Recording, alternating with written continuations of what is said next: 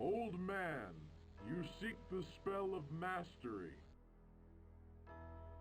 You have come too late. My work has already met with... In Master of Magic, there was a lot of Sid Meier's civilization, which should not be too shocking, given that it was published during Microprose's golden age and by the same corporation. As with Civ, with a small town and a few warriors, you started the game and set out to create a globe-spanning empire on a fantasy planet. The intro depicts a mystical duel between two wizards, and it is a key goal of the game. You play as a wizard and you have to fight and kill other wizards, but the true gameplay is how you do it.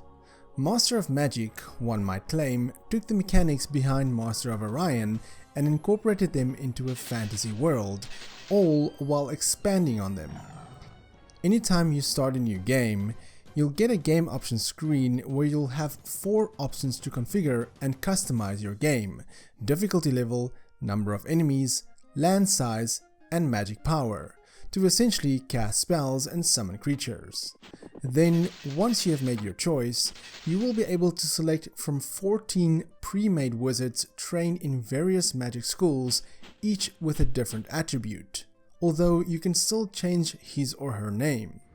You can also customize your own wizard, but you can still only select one of the portraits from the pre-made wizards, then choose spellbooks belonging to 5 magic schools, each of which is depicted by a special color: light, represented by white, which specializes in healing and spells of defense; death, portrayed in black, specializes in necromancy and spells of decay; chaos, depicted in red, specializes in spells of fire and chaos; nature, which is represented by green, which specializes in earth and counter spells; and sorcery, represented by blue charms, which specializes in air and subversion.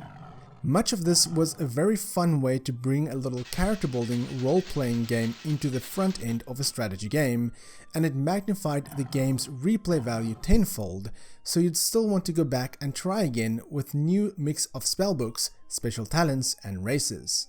That was the other significant pre-game decision you would have to make: which race you would like to start with. Many of the typical suspects of fantasy games were included: goblins, dwarves, and half-elves, but there were also some unusual ones like the Draconians, which could fly, and the Klakons, a frog-like species who was not good for anything else except to revolt against the just and legitimate law. The goal of the game is to defeat the other wizard and conquer the 2 realms. You must grow your army, discover the realms, create and expand more towns, or conquer them, enlist or appoint heroes and or monsters to direct your army, hunt for magical nodes, and eventually join your opponent in battle, or use diplomacy to discuss trials and alliances.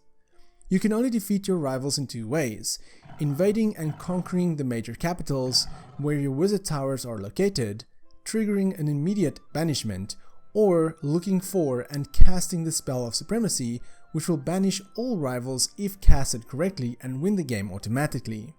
However, as battle begins, you are put in a tactical minigame that takes account on the square you just reached, and also the enemy city and city walls as the venue for your battle.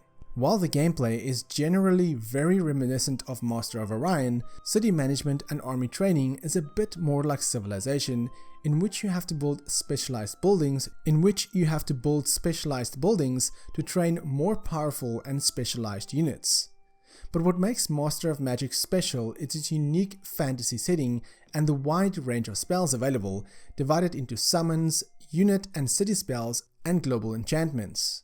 All this brings with it an incredibly deep gameplay in which there are no 2 identical playthroughs. The sprites may be a bit small, but they're all very detailed and it's easy to distinguish one unit from another.